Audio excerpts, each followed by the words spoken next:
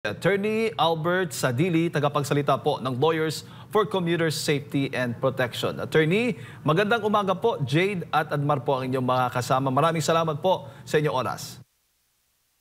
Magandang umaga po, Sir Jade at Admar, at magandang umaga po sa lahat ng ating mga tagapakinig po.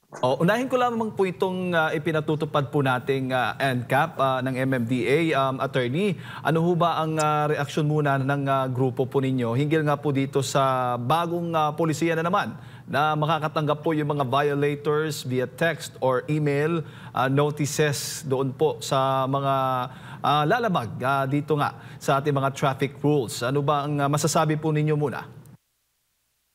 Well, it's a good development naman po in this aspect. Kasi sa aming grupo naman, since before may mga nire-raise naman kami na concern talaga dito sa pagpapatupad ng NCAP. At isa na nga yun is yung nakikita natin na naging kaso ng delayed ang maging notification sa mga motorista. May mga previous instances nga na isang motorista ay nakatanggap ng notice of violation 6 months pa or yung isa pa almost a year bago niya nalaman na may violation pala siya. So ngayon with this development na inadapt ng ating MMDA through this system na pwede na mag-notify daw through text message at may website din wherein the drivers na nakaroon ng violation ay mabibigyan agad-agad ng real-time notification. This would improve the implementation of NCAP. At least alam agad ng ating mga driver na may na-apprehend pala sila. So they can take swift actions kung i-contest man nila.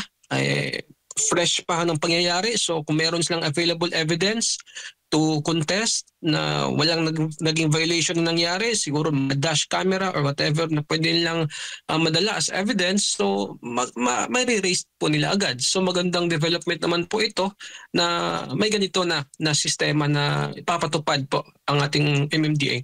Oo. Sa datos ka ng MMDA, nasa 31,000 na mga traffic violations through NCAP yung kanilang naitala. 17,000 dito ang na-validate na at 15,000 naman na mga notices ang naipadala through snail mail. Sa tingin po ninyo, sa grupo po ninyo, in general, itong pagpapatupad nga ng NCAP ay nakatulong para mabawasan yung mga abusado na mga tsoper, mga motorista?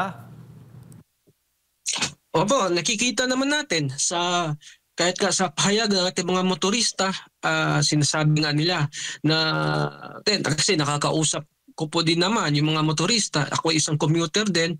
So ang madalas na pahayag na ngayon ng ating mga motorista ay medyo mas maingat na nga daw po sila sa kanilang pagbabiyahe.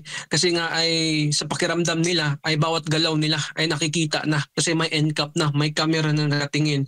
So dito kasi sa pagpapatupad ng NCAP, nakikita din natin na nandun yung deterrence factor.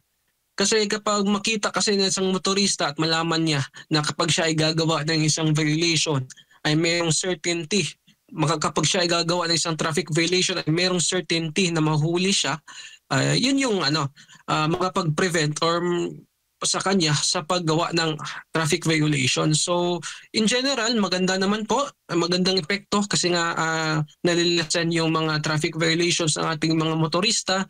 But of course, may mga areas for improvement po sana na titignan din aming grupo dito sa pagpapatupad ng NCAP din. At sana ma-review at ma-check po din po ito ng ating mga otoridad.